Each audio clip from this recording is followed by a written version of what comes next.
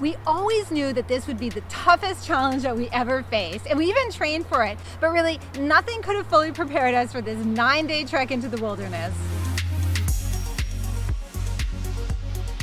This is a trek that we dreamed of for the past couple years. It's called the Peaks of the Balkans, and it's a trail that circles through the remote mountains of Albania, Kosovo, and Montenegro.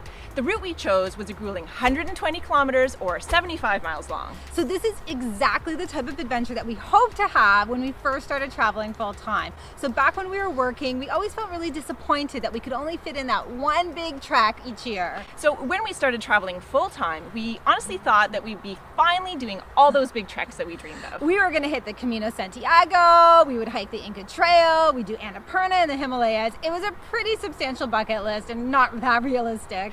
But our travels have looked a little different from what we imagined. We see ourselves as really adventurous, but so far our travels have actually been kind of cushy. Sure, we've spent time in amazing countries, but we've been hopping from one very comfortable Airbnb to another. To another, and then to another. So it's been a lot of fun, but we sometimes get the feeling that we're falling a little bit short of our dreams. So with the Peaks of the Balkans trek, this is where we're trying to make our big dream happen. But we were honestly kind of worried about taking on a challenge this huge. We've been doing some long day hikes during our travels, but were we really ready for 8 hours of hiking every day, especially when we've got these two guys with us? I mean, once they get tired, that's an extra 20 pounds of poodle weight that we have to carry. So before we take you to the trail to see how it all turned out, a big hello from Tirana, Albania to all you nomads and adventurers. So if you're new around here, I'm Stephanie, this is Gillian. We retired early to travel full time, and we want to bring a little more freedom into your life. So when we started the hike, the first big shock was the immediate physical challenge. You can train as much as you like, but there's nothing quite like starting the day with a steep uphill climb for 4 hours in the hot sun, especially when you reach the top and then there's another few hours of challenging downhill. So those first couple days were very difficult for me, and I actually wasn't even sure if we would be able to finish the whole trek.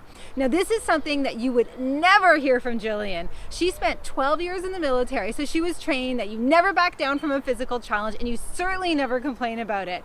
But I'm someone with only average fitness and average endurance, and I honestly found this trek really, really hard. At some points, it was really all I could do to just keep putting one foot in front of the other and just do that hour after hour. So once I got over the initial shock, I had some time to look around and notice my surroundings. So most of the places that we stayed in were in very remote areas where only shepherds lived, and only during the summer. So you can imagine that the guest houses there were very simple. Of course, we were always very well fed. We had our 3 meals a day. We had a simple breakfast, usually eggs, bread, jam, lots of cheese. Lunch was typically a do-it-yourself sandwich. And then the dinner was always huge. It was hearty, very carb heavy. We're talking rice, bread, potatoes, roasted vegetables. Sometimes there was meat, sometimes not, as the guest houses were so remote that there wasn't always electricity. Now, I'm not afraid to admit that I'm someone who likes my creature comforts. I like boutique hotels and luxurious bathrooms and nice fresh bedding. Well, there was none of that on the trek. These were very basic lodgings. The bedrooms were typically shared. Some of them were put together in a thoughtful way, but others were just like a basic mattress on the floor. But I would say that the main challenge for me was the bathrooms. So these were always a wet room, meaning that the toilet and the shower are all in the same place. So you sort of hose yourself down while standing over the toilet, and then the whole floor gets soaking wet. Some of the bathrooms weren't too bad, but the worst was just a bare concrete floor with just a trickle of water.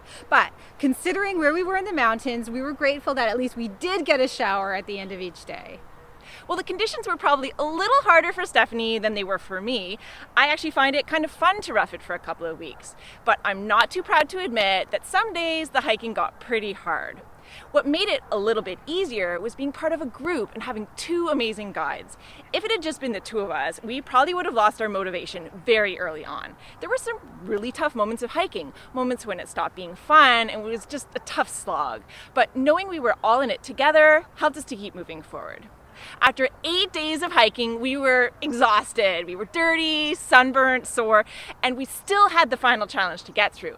On our last day, the only way to complete the loop was to tackle a remote mountain pass going from Montenegro to Albania. This was the tallest pass of the entire trek. So let's see how we did on the last day of the Peaks of the Balkans. Well, it's a beautiful morning and we've managed to catch a ride up the road to where our trek's going to begin. It's a little bit bumpy, right? But we're really happy to be saving 3 kilometers off our hike.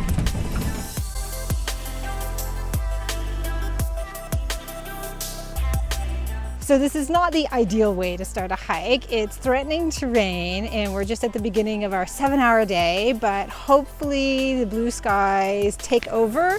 Right now there is a lot of cloud. I'll give you a shot.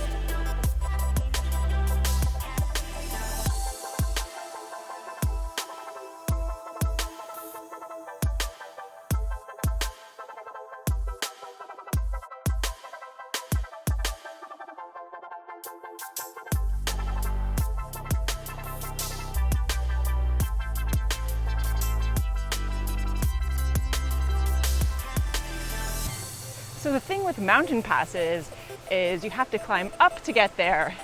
We've been making our way for about an hour, and I think we've still got a few more hours to go.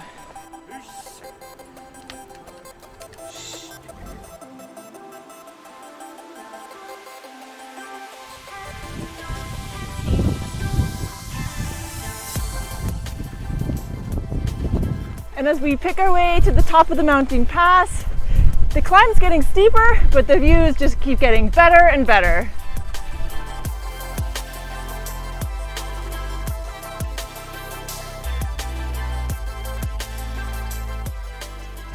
Well, the dogs have been doing an amazing job on the hike so far, but they're getting a little tired. So as we cross this field of boulders, we've decided to give them a little help, and Jasper seems pretty happy about that. I don't know, is that a happy face on a poodle? Huxley, are you happy to have a carry? He's very happy. Look at him. Time for lunch.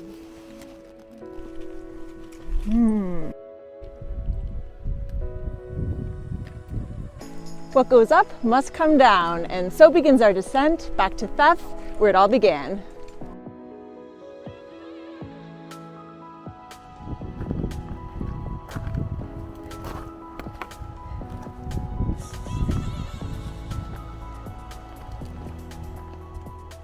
We did it! We made it! We're finally at the end of today's hike, and that means that we're also at the end of our whole trek through the peaks of the Balkans. So we're hot, we're tired, we're very hungry, we're ready for our celebration drink, but we made it! It's so fantastic. We're gonna be sad to say goodbye to these mountains, but also very happy to head back to some of those traditional comforts that we're used to, like hot showers and laundry. So obviously we survived the peaks of the Balkans. It was honestly a lot harder than we imagined, but also more rewarding.